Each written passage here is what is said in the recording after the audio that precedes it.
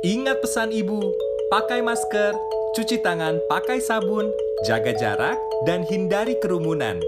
Selalu jaga kesehatan, jangan sampai tertular, dan jaga keluarga kita. Jelang akhir tahun, warga biasanya bersiap untuk liburan. Tapi kayaknya enggak dengan tahun ini, karena ancaman kenaikan angka positif corona masih terus terjadi di Indonesia.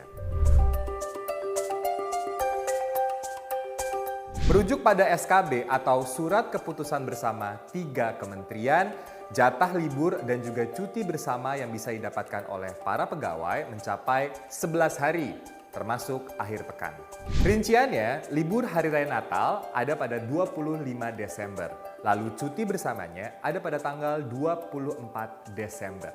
26 dan 27 Desember adalah akhir pekan Sabtu Minggu.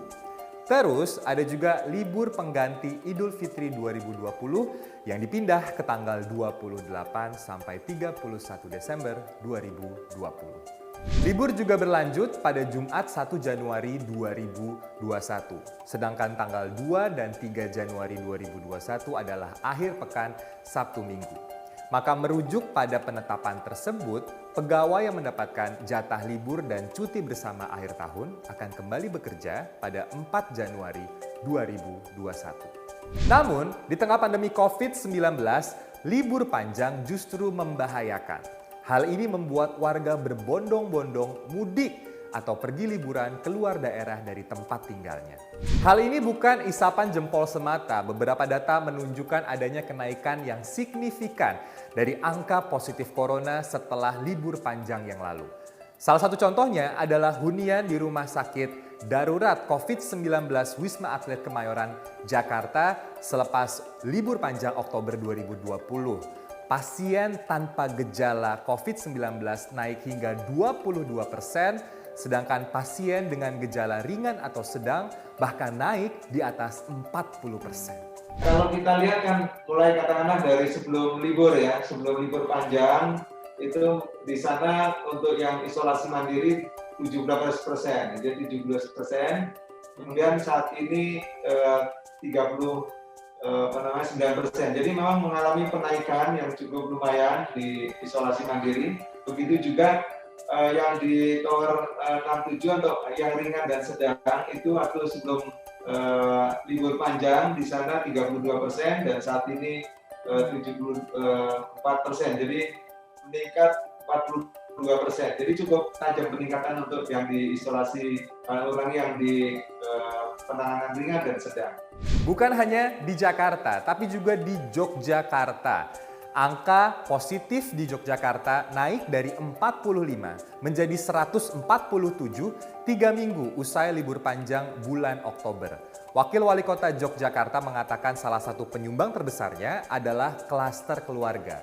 Jadi ada satu atau lebih dari satu anggota keluarga yang pergi keluar kota lalu pulang ke rumah dan menulari anggota keluarga yang lain. Libur panjang yang diharapkan bisa memberikan tren positif di bidang ekonomi juga tidak terjadi. Menteri Keuangan Republik Indonesia Sri Mulyani mengatakan tidak terjadi perbaikan indikator ekonomi dan juga tidak meningkatnya konsumsi setelah libur panjang yang lalu. Menkeu juga menjelaskan pada kuartal 4 2020 jumlah kerja lebih sedikit dibandingkan dengan periode yang sama tahun lalu. Sebagai contoh, pada bulan Oktober 2019 ada 23 hari kerja, sedangkan tahun ini hanya 19. Lalu pada bulan Desember 2019 ada 20 hari kerja, sedangkan tahun ini hanya 16. Imbasnya, konsumsi listrik di sektor bisnis dan manufaktur menurun, sehingga produksi juga turun dan tren konsumsi tidak mengalami kenaikan. Lebih spesifik lagi, aktivitas ekonomi di bulan Oktober 2020 tidak mengalami kenaikan karena angka positif corona di Indonesia terus meningkat. Presiden Joko Widodo juga melihat adanya ancaman berbahaya dari libur panjang terhadap potensi kenaikan angka positif COVID-19 di Indonesia. Ia kemudian meminta jajarannya untuk mengurangi jatah libur panjang akhir tahun 2020. Yang berkaitan dengan masalah libur, cuti bersama akhir tahun, termasuk libur pengganti cuti bersama Hari Raya Idul Fitri, Bapak Presiden memberikan arahan supaya ada pengurangan dan beliau memerintahkan supaya segera ada rapat koordinasi yang dilakukan oleh Kemenko PMK dengan kementerian dan lembaga terkait, terutama yang berkaitan dengan masalah libur akhir tahun dan pengganti libur cuti bersama Idul Fitri. Sebetulnya, aturan larangan mudik pernah dikeluarkan pemerintah ketika Idul Fitri 2020. Kala itu, pemerintah melarang warga untuk mudik, baik itu melalui jalur darat, laut, maupun udara. Namun tidak lama setelah aturan tersebut keluar, pemerintah menggantinya dan memodifikasinya dengan syarat bagi warga yang ingin melakukan mudik. Perubahan sikap pemerintah ini membuat banyak warga nekat mudik atau melakukan liburan ke luar kota. Parahnya, ketika kembali ke daerah masing-masing, warga tidak langsung melakukan tes COVID-19 atau karantina mandiri. Sebetulnya permasalahannya bukan hanya ada pada libur panjangnya saja, namun tentang penerapan protokol 3M di masyarakat. Kesadaran warga untuk tetap di rumah aja saat libur panjang dinilai masih rendah, karena keinginan mereka untuk menjaga social distancing juga tidak baik. Sederhananya gini, mau libur, mau nggak libur, ya tetap di rumah aja, tetap juga menerapkan social distancing.